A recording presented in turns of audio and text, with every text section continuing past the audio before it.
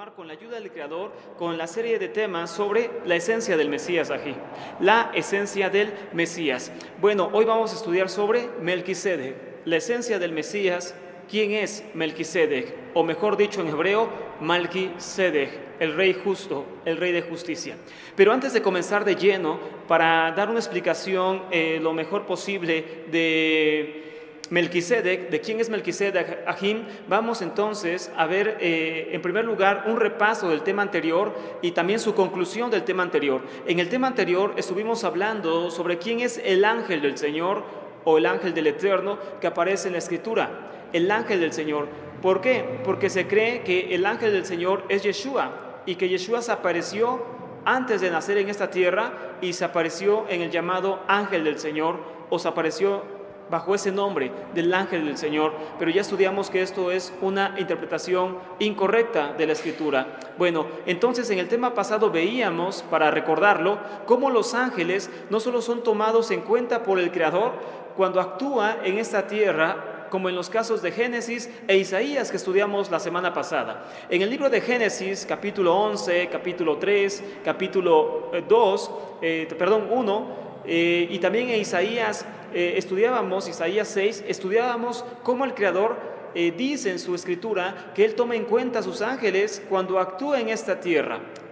Bueno, entonces aprendimos que el Creador no desciende directamente a esta tierra a efectuar alguna acción, sino que Él envía a sus ángeles, a sus representantes, a sus ángeles, y que esos ángeles actúan en nombre del Creador aquí. Entonces, por eso, cuando ellos actúan, hablan y se presentan en su bendito nombre, son en sí representantes, agentes del Creador, y no son directamente el Creador, por eso así, no es el Creador directamente, sino que son sus agentes, son sus ángeles quienes están en ese momento ministrando, hablando y actuando en nombre del Creador. Ahora bien, por ello debemos entender que la misión de los ángeles es más elevada de la que pensábamos. Entendiendo esto, entendiendo que los ángeles no solamente son mensajeros comunes, sino que también los ángeles tienen ese poder a veces, algunas veces, de presentarse en su bendito nombre, de presentarse en nombre del Creador. Los ángeles tienen una misión mucho más elevada de lo que nosotros podríamos pensar. Bueno, mas sin embargo, hoy hablaremos de otro ser místico llamado en la Torá Melquisedec, y en hebreo es Malquisedec, que significa rey justo. Malquisedec, rey justo. ¿Quién es Melquisedec? Bueno, visto desde el cristianismo, Melquisedec o Malquisedec es una cristofanía. La semana pasada estudiábamos qué significa esta palabra de cristofanía o teofanía. Se oyen raras, pero este término se refiere a una aparición del Mesías antes de su nacimiento hace 2000 años. Es decir, que el cristianismo cree que el Mesías existió antes de venir a esta tierra físicamente. Y entonces que el Mesías aparecía antes de venir a la tierra, y estas apariciones se conocen como cristofanía o apariciones de Cristo según el cristianismo. Entonces, esto quiere decir que ellos pensaban que el Mesías se podía aparecer porque ellos creen que es preexistente. Nosotros sabemos que no es, y ya lo hemos explicado y lo seguiremos explicando aquí. Ahora bien, esa conclusión de que el Mesías es preexistente, es decir, que precedió a esta creación y Él existía antes de venir a esta tierra, esa enseñanza, como hemos estudiado, viene de la Iglesia Católica, que lo promulgó en el llamado Concilio de Nicea y Concilio de Calcedonia, año 325 y año 451 de nuestra época. En ese tiempo, los católicos romanos implementaron esta enseñanza de que el Mesías era Dios de Dios, luz de luz, igual al Padre, y que era Él engendrado, mas no creado. Es decir, que Él preexistió a este mundo. Pero esa es una enseñanza extraída del paganismo, no de la bendita Torá. Ahora bien, lo estudiaremos con más detalle en las próximas clases, pero por hoy vas a entender esto, que el cristianismo cree que Melquisedec es el Mesías, o que el Mesías era una aparición en Melquisedec, el Mashiach se apareció en Melquisedec, se incorporó o tomó forma humana en Melquisedec, y entonces por eso dicen que Melquisedec, el rey que se le apareció a Abraham cuando él derrotó a los reyes, allá en Génesis, en el libro de Génesis, se cree que fue Mashiach, que fue el Mesías. Bueno, debemos entender algo también importante. Antes de entender realmente quién es Melquisedec, que sabemos que no era el Mesías, aunque el libro de Hebreos parezca decirlo, lo vamos a estudiar más adelante, repito, debemos recordar algo bien importante aquí. Los ángeles hacen lo que el Creador hace. Los ángeles hacen lo que el Creador hace. Repito, los ángeles hacen lo que el Creador hace. Por ello, cuando la Torá habla de que el Creador visitó a alguien, no debe de entenderse como un agente tomando el lugar del Creador y hablando en su nombre. Entonces, cuando la Torá dice que el Eterno visitó a alguien en la Torá, es decir, visitó a Abraham, ya lo vimos, visitó a Jacob y peleó con él el ángel, etcétera. Hay muchos casos, muchos ejemplos en los cuales la Torá parece decir que el Eterno se apareció en esta tierra a un justo. Pero cuando nosotros leemos pasajes de este tipo en la Torá, no debemos entenderlos como si el Creador mismo se apareciera en esta tierra, como cree el paganismo. No debemos entender eso. Debemos entender que está hablando de ángeles, ángeles que actúan, que hablan en nombre del Creador. Entonces, no es el Creador mismo quien se aparece a un justo, es un ángel en nombre del Creador, inclusive con el mismo nombre del Creador en ese momento. Entonces, eso es muy importante de entenderlo aquí, ya que nos servirá este punto cuando estudiemos sobre el nacimiento del Mesías. Cuando nosotros estudiemos sobre el nacimiento del Mesías, vamos a entender lo importante de este tema, entender que el Eterno, aunque así pareciera decir la Torá, así pareciera decir, no es el Eterno directamente quien se manifiesta a una persona, sino son sus ángeles, amén, son sus ángeles. Ahora bien, vamos a ver un ejemplo sobre esto. Les voy a dar un adelanto de lo que vamos a ver en las últimas clases aquí, amén. Vamos a ver un ejemplo de lo que vamos a ver en las últimas clases y vamos a Primera de Samuel capítulo 2 verso 21. Primera de Samuel capítulo 2 verso 21 aquí, amén. Primera de Samuel capítulo 2 verso 21.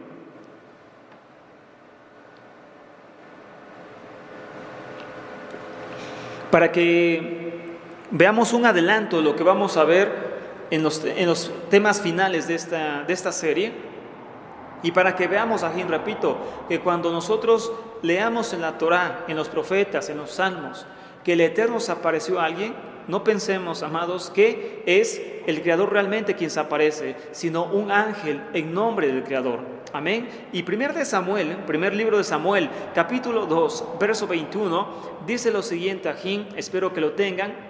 Dice de la siguiente forma, es bien importante este pasaje para entender el último tema de esta serie cuando hablemos sobre la concepción del Mesías, la concepción del Mashiach. Y dice, primera de Samuel, capítulo 2, verso 21, de la siguiente manera: y visitó Adonai a Ana, y visitó el Eterno a Ana, y ella concibió, y dio a luz 3 hijos y 2 hijas, y el joven Samuel crecía delante del Eterno. Repito el pasaje que es bien importante. Y visitó Adonai a Ana, y ella concibió y dio a luz a 3 hijos y 2 hijas. ¿Te recuerda a algo este pasaje aquí? ¿Has visto un pasaje semejante en la Escritura? Por supuesto que sí, por supuesto que sí. Nos recuerda a Mateo, nos recuerda al libro de Mateo, donde dice que el Eterno visitó a Miriam, a María, la madre de Yeshua. Entonces, repito, cuando la Torá dice, el Eterno visitó a Ana, el Eterno visitó a Abraham, el Eterno volvió a aparecerse a Abraham, el Eterno visitó a Isaac, etcétera, etcétera, etcétera, no podemos entenderlo como si el Eterno mismo estuviera ahí, sino un enviado de él. Ahora bien, este pasaje dice que el Eterno visitó a Ana y ella concibió. ¿Cómo podemos entender este pasaje aquí? Lo podemos entender como si el Eterno hubiera hecho que Ana concibiera por obra sobrenatural. Debemos entender que Ana también concibió por el Espíritu. Por supuesto que no, nadie se atrevería a decir eso, y por supuesto que no lo es. Entonces, ¿cuál es la interpretación de este pasaje? Bueno, que el Eterno bendijo a Ana con fertilidad y con ello concibió hijos porque ella era estéril. Entonces, este pasaje es claro de entender para nosotros, Ajín, porque sabemos cómo sigue su historia. Pero hay muchos pasajes que son mal interpretados. Uno de ellos está en Mateo, que estudiaremos al final, cuando hablemos sobre la concepción del Mesías, Ajín, muy pronto. Pero el punto aquí importante que venimos platicando hasta ahora es entender que cuando la Torá dice que el Eterno visita a alguien, no podemos entenderlo. No se debe entender, Ajín, es importante. No se debe. No debes hacer eso, no debo de hacer eso. No se debe de entender que el Eterno visitó literalmente a alguien, sino que fue un ángel en nombre del Eterno. Ahora bien, vamos a seguir con este tema sobre los mensajeros antes de hablar sobre Melquisedec, y debemos entender que el Eterno, bendito sea Jim, actúa a través de sus ángeles. Por ejemplo, Génesis 35:13 dice lo siguiente, se los voy a leer. Génesis 35:13, se los voy a leer, dice de la siguiente manera. Génesis 35:13 dice: y se fue de él Elohim, está hablando de Jacob, y se fue de él Elohim del lugar en donde había hablado con él. Y se fue de él Elohim, Dios, del lugar en donde había hablado con él. Entonces, ¿cómo podemos entender este pasaje de Génesis? Está hablando de Jacob y el Eterno.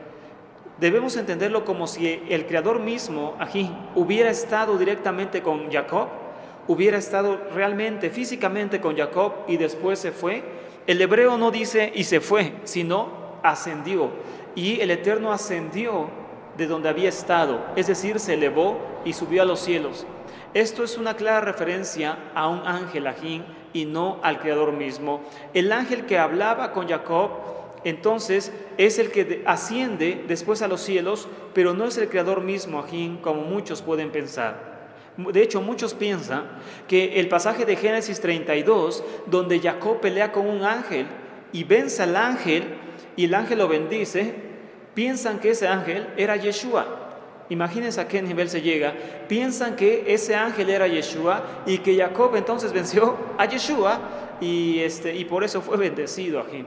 Eso, amados, está basado en interpretaciones a veces hasta idólatras, y interpretaciones que no tienen que caber en nosotros. Esa interpretación es errónea aquí. Ese ángel es un ángel del Creador, no era por supuesto Yeshua, sino era un ángel que tomó el nombre del Creador para dar esa bendición a Jacob, y así es como sigue, por supuesto, esa narración. Ahora bien, hay muchos ejemplos en los cuales la Torá nos parece decir, Ajín, hay muchos ejemplos en la Torá en la cual nos parece decir la Torá que el Creador mismo hizo X o Z acción. Repito, hay muchos pasajes en la Torá donde pareciera decir que el Creador hizo X o Z acción. Es decir, por ejemplo, que el Eterno, bendito sea Ajín, liberó a Israel de Egipto. Hay muchos pasajes en la Torá donde parece decir que el Eterno fue quien liberó a Israel de Egipto, pero hay otros pasajes que nos dicen qué pasó realmente ahí. Primero, miren, vamos a Éxodo 4:31. Esto solamente es la conclusión. Éxodo 4:31, este solamente es la conclusión del tema sobre el ángel del Señor, y ya vamos posteriormente vamos a hablar sobre Melquisedec. Amén. Entonces vamos en ese momento a Éxodo 4:31 para que veamos cómo aquí hay pasajes donde en apariencia parece decir la Torá que el que rescató directamente a Israel del cautiverio egipcio fue Elohim mismo, fue el Creador. Pero hay otros pasajes que dicen otra cosa. Por ejemplo, miren, vamos hacia Éxodo 4:31 para entenderlo. Dice de la siguiente manera, Éxodo 4, verso 31. Éxodo 4:31 dice lo siguiente, para que entendamos a Melquisedec. Dice: y el pueblo creyó, y oyendo que el Eterno había visitado a los hijos de Israel y que había visto su aflicción, se inclinaron y adoraron. Repito el pasaje. Éxodo 4:31 dice aquí: y el pueblo creyó, y oyendo que el Eterno había visitado a los hijos de Israel y que había visto su aflicción, se inclinaron y adoraron. En ese pasaje, ¿qué nos parece decir la Torá? ¿Qué aparenta decir la Torá? ¿Qué aparenta decir la Torá? Aparenta decir que el Eterno mismo visitó a Israel y el Eterno sacó directamente a Israel de Egipto. Pero vamos a ver que otro mismo pasaje en la Torá nos aclara esta idea y nos dice quién fue quien rescató a Israel de Egipto directamente. Vamos a Números 20, verso 16, adelante. En Números 20, verso 16, el cuarto libro de la Torá, nos dice la respuesta a este pasaje. ¿Fue el Eterno quien rescató a Israel directamente o fue un ángel enviado por el Eterno quien rescató a Israel de la tierra de Egipto? ¿Quién hizo el trabajo directamente? Fue el ángel aquí, fue un ángel. Números 20, verso 16. Repito aquí, estos versos son importantes, no son intrascendentes ni nada de eso. Son importantes para entender que Yeshua no es entonces el ángel del Señor y Yeshua tampoco es Melquisedec, aunque te hayan enseñado eso durante toda tu vida. Es un grave error de interpretación. Números 20, verso 16, dice lo siguiente aquí, espero que lo tengan, dice de la siguiente manera: y clamamos a Adonai, el cual oyó nuestra voz y envió un ángel y nos sacó de Egipto, y aquí estamos en Cades, ciudad cercana a tus fronteras. Repito el pasaje, dice el pueblo entonces aquí: y clamamos al Eterno, Adonai, el cual oyó nuestra voz y envió un ángel y nos sacó de Egipto, y aquí estamos en Cades, ciudad cercana a tus fronteras. Entonces vemos este pasaje de Números y vemos cómo aquí el Creador bendito sea nos dice, nos enseña que el que realmente fue usado para sacar a Israel de cautiverio fue un ángel. No fue el Creador mismo, como muchos podrían pensar, sino fue un ángel. Entonces, Éxodo parece decir que fue el Creador, pero Números nos aclara la idea y nos dice que fue realmente ¿quién? Fue un ángel quien hizo esa obra. Esto, repito, es sumamente trascendente para entender quién es Yeshua y quién es entonces el ángel del Señor y quién es Melquisedec. Seguimos aquí. Bueno, entonces el Creador, como sabemos, habla, el Creador libera, el Creador sana, el Creador bendice, etcétera, a través de sus ángeles, a través de sus emisarios, que pueden ser tanto celestiales como terrenales. Repito aquí, esta idea es importante. El Eterno libera, sana y bendice a través de sus emisarios, los cuales pueden ser tanto celestiales como terrenales aquí. Es decir, pueden ser ángeles o pueden ser hombres, los emisarios del Creador. Y en este punto de los emisarios terrenales veremos el punto de Melquisedec aquí. Ahora bien, no solo sus palabras, sino también las palabras de esos emisarios son atribuidas al Creador. Repito aquí, no solo las palabras, no solamente los actos, sino también las palabras de esos emisarios son atribuidas al Creador aquí. Todo lo que el emisario, sea un ángel o sea un hombre, hace en nombre del Creador, se le atribuye directamente al Creador. ¿Qué quiero decir con esto aquí? Lo siguiente. Bueno, entonces, cuando un emisario, sea hombre o sea ángel, actúa en nombre del Creador aquí, verdaderos emisarios, actúan en nombre del Creador, es como si el Creador mismo lo hiciera. Repito, cuando un ángel o un ser humano enviado como Moisés por el Creador mismo, como Yeshua, quien fue enviado por el Creador mismo, estos hombres o estos ángeles actúan en nombre del Creador y hablan en nombre del Creador, y es como si el mismo Creador estuviera actuando a través de ellos. Entonces, por ejemplo, cuando el Eterno mata a los primogénitos en la tierra de Egipto, dice la Torá que el Eterno iba a pasar matando a los primogénitos, pero después la Torá también nos dice que el que realmente los mató fue el ángel destructor y no el Eterno mismo. Ahora bien, entendiendo estos puntos cruciales, no caeremos en el error de interpretar mal la Escritura y por lo tanto tener malas bases para nuestra fe. Repito, entendiendo esos puntos tan importantes aquí, no caeremos en error de interpretación y por consiguiente en bases bíblicas erradas de nuestra fe. La fe, Ajín, la fe, haciendo una reflexión hasta acá, haciendo una pequeña reflexión hasta acá, Ajín, la fe debería estar basada en la interpretación que tenemos de la Escritura.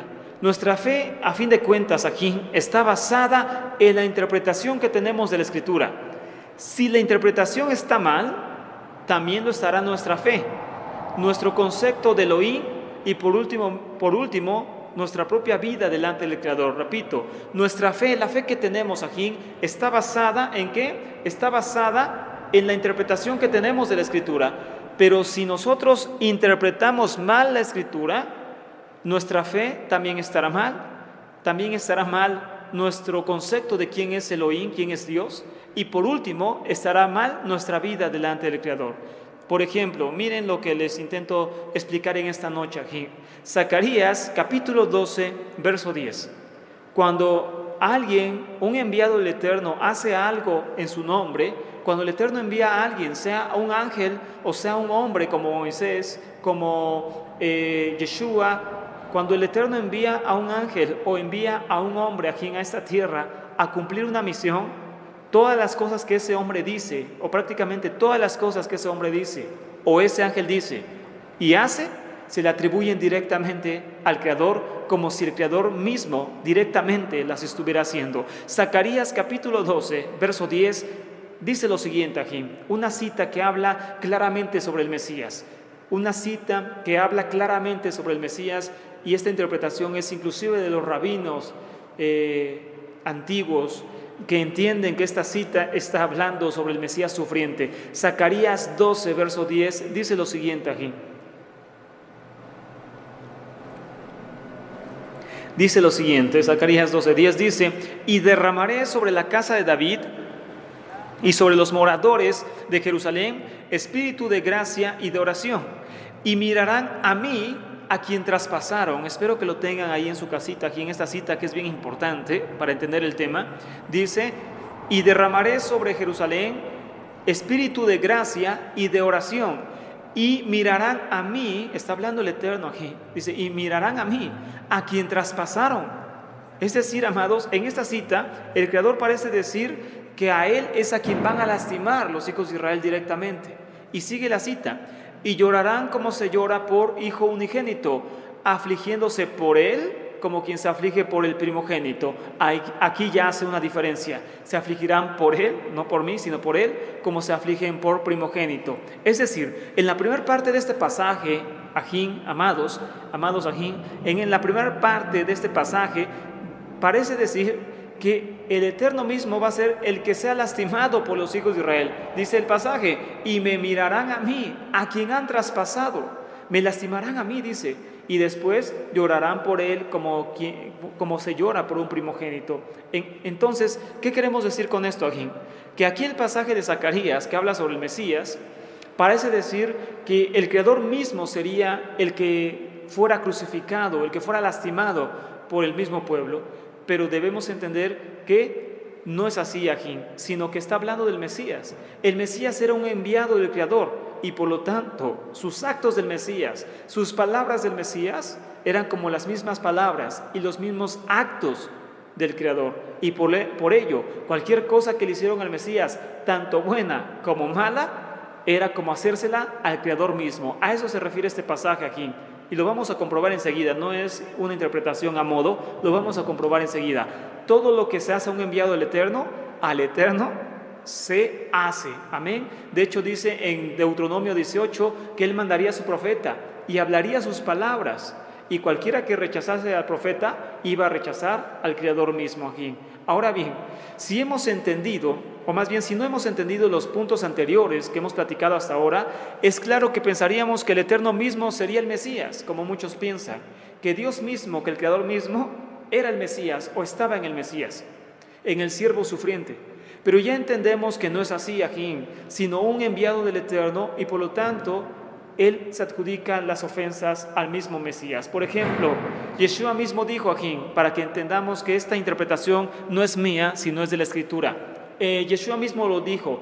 Yeshua dice en Mateo 10, verso 40, el que a ustedes recibe, a mí me recibe. Yeshua está hablando Mateo 10:40 y dice, el que a ustedes recibe, a mí me recibe, y el que me recibe a mí, recibe al que me envió. ¿Se dan cuenta, amados, cómo esta interpretación es correcta? No la estamos inventando, no la estamos acomodando a nuestro modo para que funcione nuestra teología. No hay necesidad de hacer eso. Yeshua mismo lo explicó.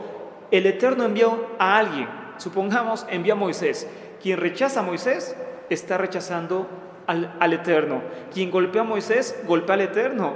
Quien hace daño al enviado es realmente que se está levantando contra el Eterno. Y Yeshua lo dice, Mateo 10, verso 40, repito, Yeshua dice, el que a ustedes recibe, a mí me recibe, y el que me recibe a mí, recibe al que me envió. Es decir, que todo lo que hicieran al Mesías es como si al Eterno mismo se lo hicieran. También en Mateo 25, Yeshua dice un pasaje semejante cuando Él enseña que se debe de visitar a los pobres, a los enfermos, a los que están en prisión. ¿Por qué? Porque Él dice, yo estuve desnudo y me cubriste, enfermo y me visitaste, en la cárcel y veniste a mí. Y los justos responderán, ¿cuándo te vimos desnudo, hambriento, sediento y te dimos de beber? Yeshua le dice, por cuanto lo hiciste a estos mis hermanos pequeños, a mí me lo hiciste. En conclusión, entonces, hasta acá, aquí, el Creador usa agentes celestiales y terrenales para llevar a cabo sus planes en esta tierra. El Creador usa agentes celestiales y terrenales para llevar a cabo sus planes en esta tierra. El mensajero es la cara y el brazo del Eterno. Repito aquí, el mensajero es la cara, la imagen del Eterno, por decirlo así, y el brazo del Eterno, el que actúa en esta tierra en nombre del Eterno, porque el Eterno no lo va a hacer directamente. El Eterno no se manifiesta directamente. Eso es idolatría, amados. No podemos pensar eso. No es lo mismo un mensajero en nombre del Eterno que el Eterno mismo, aunque el que lo recibe, recibe al que lo envió. Una cosa es el mensajero y otra cosa es el Creador, bendito sea. En esta tierra, en lo terrenal aquí, para que lo entendamos, existen presidentes, existen reyes y tienen a sus embajadores, amados, o a sus vicepresidentes, a sus secretarios de gobernación, etc. Es decir, los reyes de la tierra tienen representantes directos de él y ese rey de la tierra, ese presidente, los envía. Y el que recibe a ese enviado es como si recibiera al rey mismo, aunque por supuesto no lo es. Ese es el ejemplo más claro que tenemos en lo terrenal. El Eterno envía a un ángel, el Eterno envía a un ungido, a un siervo, a un hombre ungido, como Mashiach, como Moisés. Y el que rechaza a Moisés, rechaza al Eterno. El que recibe a Moisés, recibe al Eterno. El que rechaza a Yeshua, al Eterno rechaza.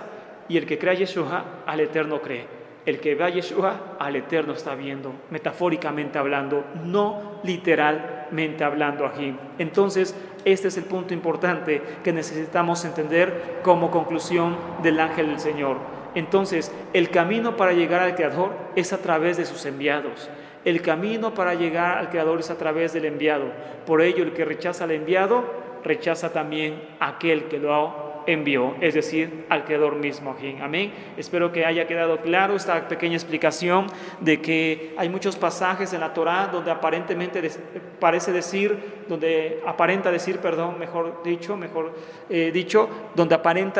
que el Creador mismo es el que actúa, es el que es lastimado, es el que es crucificado, ¿no? Hay muchos pasajes en los salmos, en los profetas, donde parece decir que el Creador mismo es el crucificado. Dice el Salmo, horadaron mis manos y mis pies, etcétera, etcétera.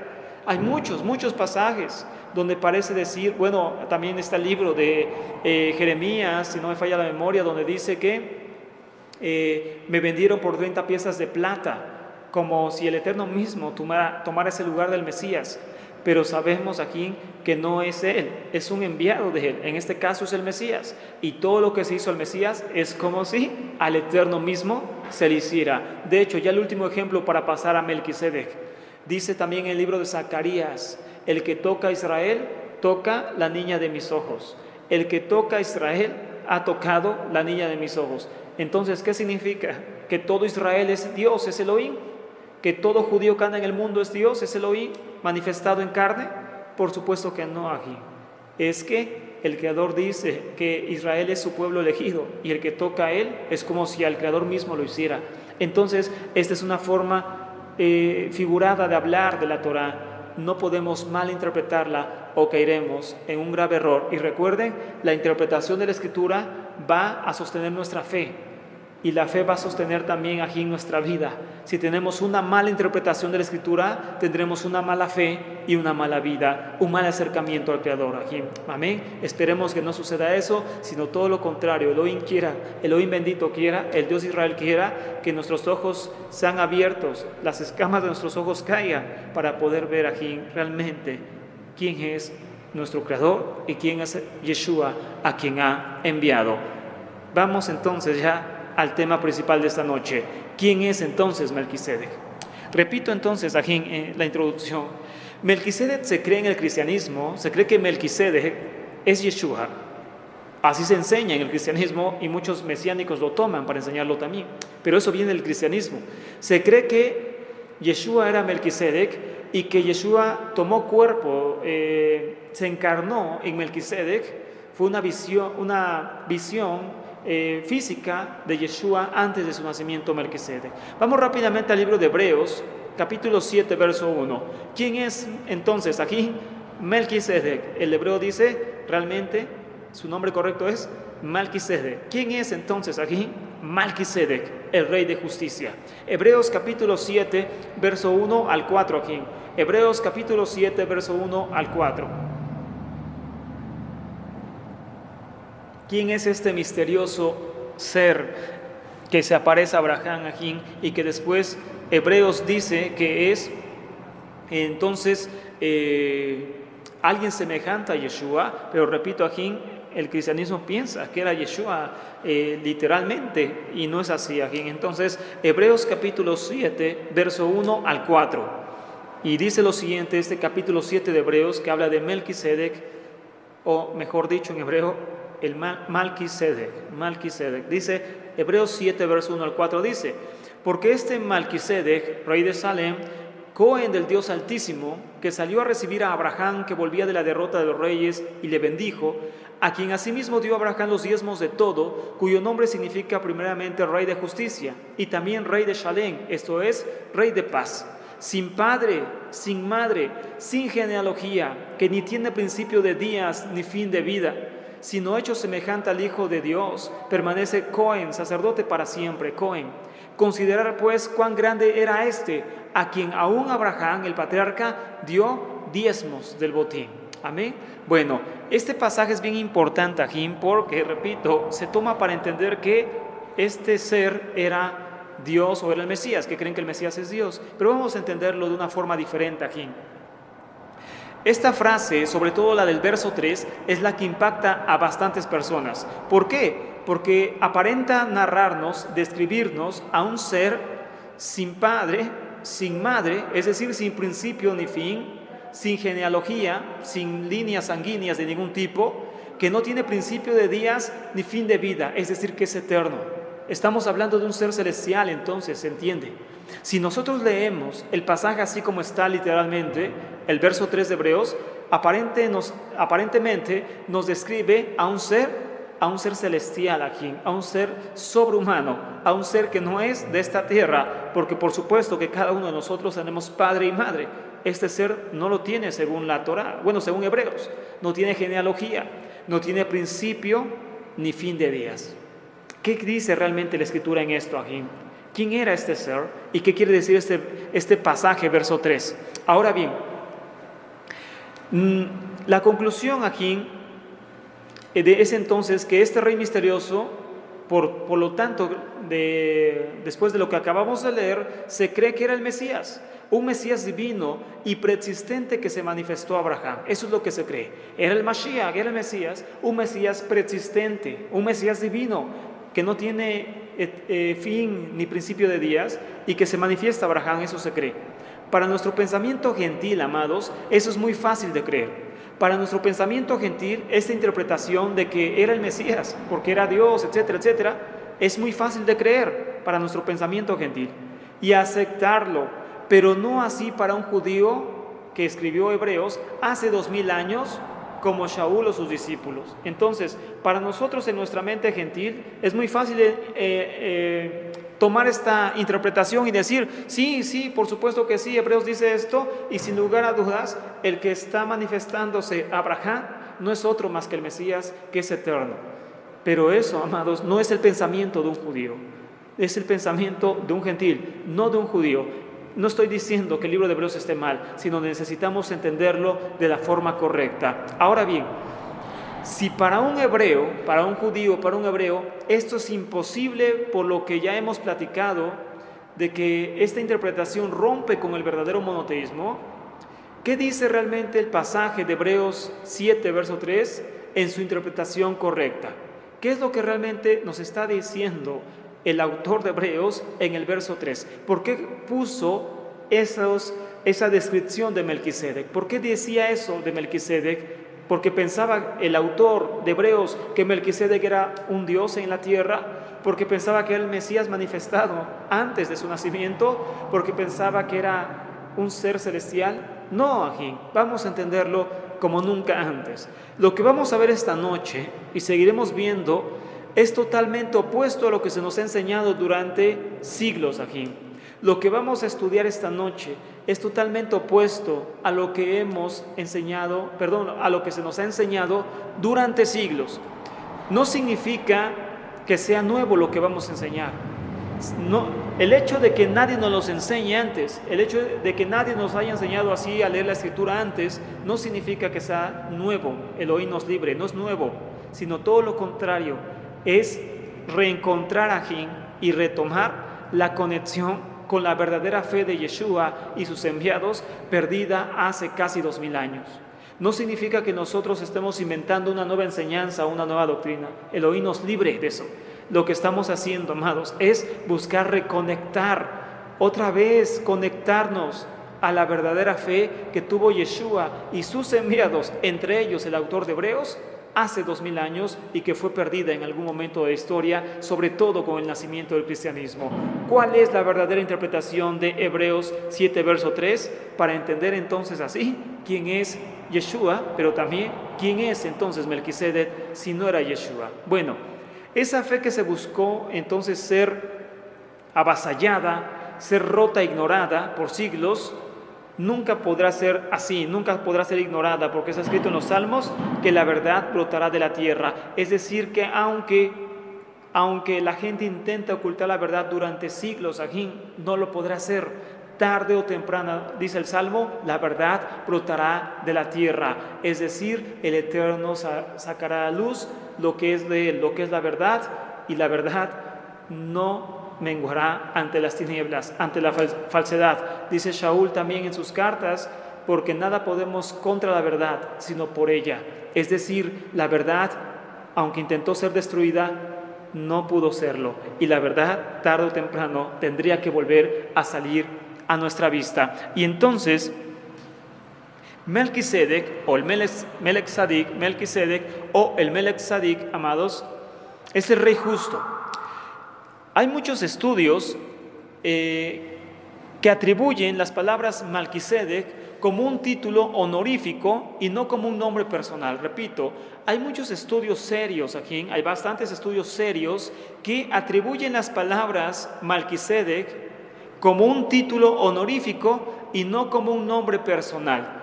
De igual forma como lo era en Egipto la palabra faraón, que era un título de líder y no un nombre propio. Es decir, aquí que esta palabra Melquisedec es en sí un título honorífico según los estudiosos, más que solamente aquí un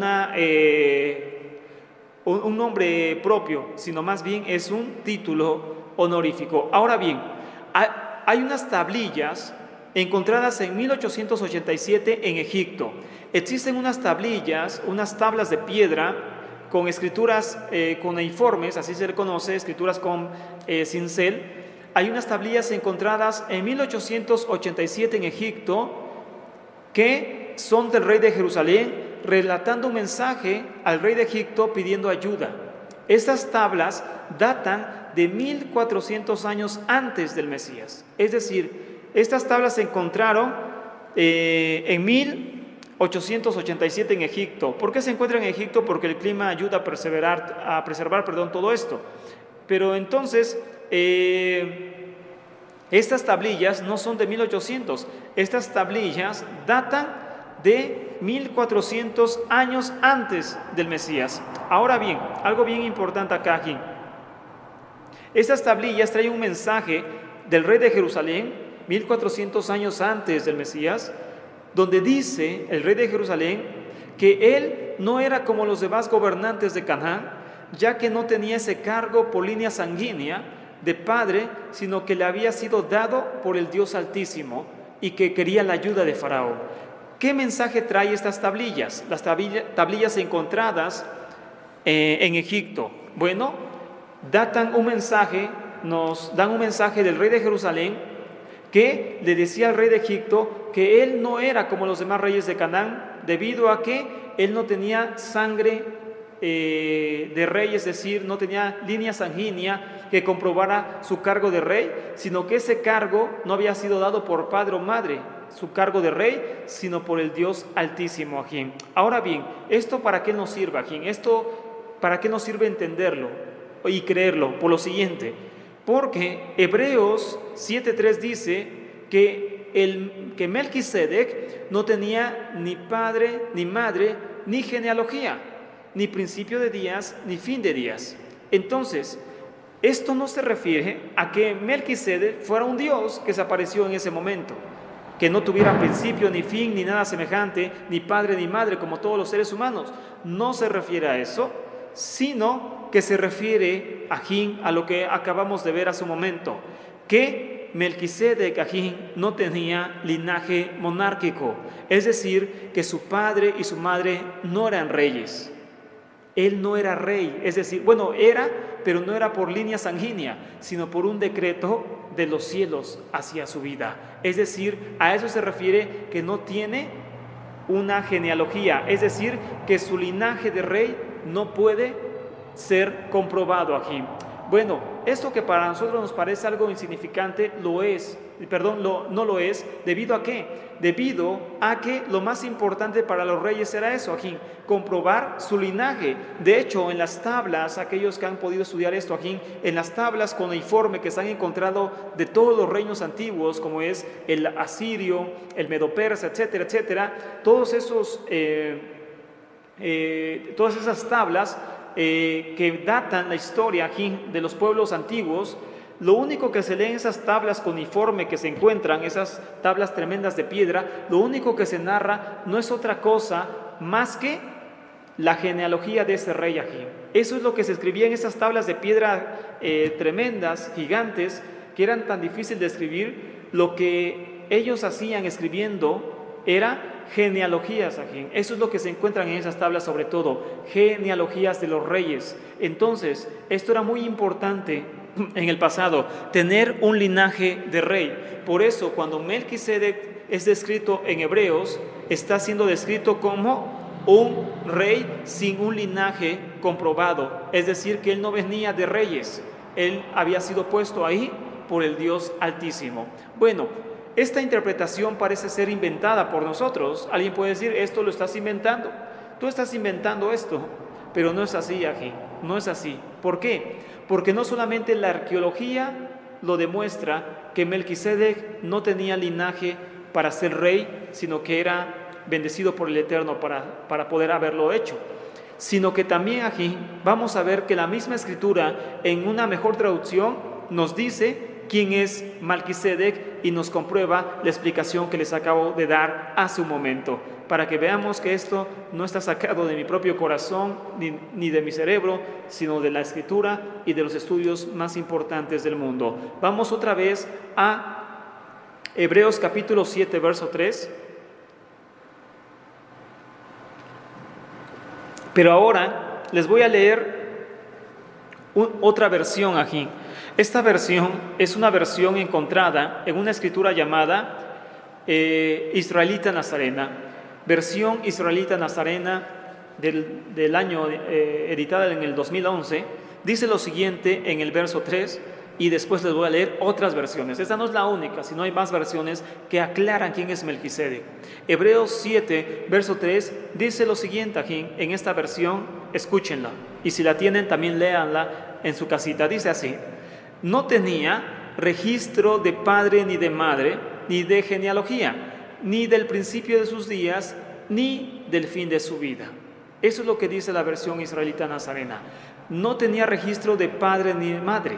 No dice no tenía padre o madre, sino no tenía registro de padre ni madre, ni de genealogía, porque no era rey según la carne, ni del principio de sus días, ni del fin de su vida. ¿Por qué? Porque no tenía un linaje de rey. Y lo que en las tabletas se escribía, en los documentos antiguos, por llamarlos así, lo único que se escribía no era otra cosa más que el linaje de los reyes, ajín. Eso está comprobado, investiguenlo, ajín. ¿Qué mensaje había en esas tablas cuneiformes, en esas tablas de piedra que hasta hoy en día existen del imperio asirio, medo-persa, etcétera, etcétera, egipcio? ¿Qué es lo que ellos escribían? Y se darán cuenta que lo único que escribían no era otra cosa más que la vida de los reyes y sus obras y su genealogía. Melquisedec no tenía eso, porque sus padres no eran reyes, el cargo lo había recibido del cielo. Bueno, esta lectura que les di es de la versión israelita, pero muchos pensarían aquí, muchos pensarían que esta versión pues es manipulada, por llamarlo así, amén. Esta versión puede ser manipulada o carece de veracidad para nosotros. Pero entonces vamos a ver otra versión aquí. Entonces vamos a ver otra versión, y esto es la versión lenguaje actual. Y esta versión, por supuesto, es del cristianismo aquí. Esta versión que les voy a leer a continuación es del cristianismo, no es, ¿cómo llamarlo? No es manipulada por ciertas personas que tienen también nuestra fe, sino que esto inclusive se encuentra en el cristianismo, para que veamos que todas las versiones aquí, o más bien escudriñando varias versiones, vamos a encontrar la correcta interpretación. Y entonces, perdonen, se fue un poco el internet, ya regresamos aquí, pero bueno, dice entonces otra versión en español sobre este pasaje de Hebreos capítulo 7, verso 3, dice aquí: nadie sabe quiénes fueron sus padres ni sus antepasados, ni tampoco cuándo o dónde nació y murió. Por eso él, como Cohen, se parece al hijo de Elohim, que es Cohen para siempre. Versión lenguaje actual. Repito aquí. Entonces, en esta Biblia que también está en español, que no tiene la fe de nosotros, por llamarlo así, lo tradujeron bien. Y dice entonces Hebreos 7:3 en esta versión: nadie sabe quiénes fueron sus padres ni sus antepasados, ni tampoco cuándo o dónde nació y murió. Por eso el Cohen es semejante al hijo de Elohim, que es Cohen para siempre, etcétera. Entonces, esta versión, que es versión lenguaje actual, traduce correctamente quién es Melquisedec. Es decir, no está diciendo que es un Dios, no está diciendo que no tiene padre ni madre, sino lo que el pasaje está diciendo es que no hay registro de su padre o madre o genealogía, ni de su vida o muerte. Es como un rey que no existió, pero que sí fue gobernante de Israel. Les voy a leer por último otra versión. Esta es la versión Dios habla hoy, y dice lo siguiente aquí: nada se sabe de su padre ni de su madre, ni de sus antepasados, ni tampoco se habla de su nacimiento ni de su muerte, y así, a semejanza del hijo de Elohim, es Cohen para siempre. Amén. Entonces, dice, nada se sabe de su padre, ni de su madre, ni de sus antepasados, ni tampoco se habla de su nacimiento, ni de su muerte. Versión Dios habla hoy. Si nos damos cuenta, leyendo esas versiones que son, inclusive hasta cristianas, están en español, es claro entender lo que hemos explicado hasta acá aquí. Melquisedec no es que no haya tenido padre o madre, o genealogía, o todo eso. Se refiere a que no hay registro de él como un rey semejante a los demás. Eso es todo, amados. Entonces, por eso dicen que es Yeshua, quien es rey y Cohen, no, y sobre todo Cohen, sacerdote, no por un linaje, sino por un llamado del Creador, como Melquisedec. Amén. Entonces, la unión de Melquisedec y Yeshua viene a través de sus semejanzas en el oficio de Cohen, y rey a su vez. Es decir, Yeshua y Melquisedec son comparados en Hebreos, porque Melquisedec era rey, pero a la vez Cohen del Dios Altísimo, sacerdote del Dios Altísimo. Yeshua cumple la misma función. Yeshua es rey, será rey sobre toda la tierra, y también ahora es Cohen, es sacerdote, tiene los dos cargos. Entonces, como sabemos, y también lo dice el libro de Hebreos, Yeshua se parece a Melquisedec, porque Melquisedec tomó el cargo de rey sin tener ascendencia monárquica, sin tener sangre de rey, por llamarlo así, pero aún así fue rey. Yeshua tomó el cargo de Cohen, de sacerdote, sin tener sangre de Cohen, sino por un decreto divino. Hebreos 7, 11 al 14 dice lo siguiente, ya casi concluyendo aquí.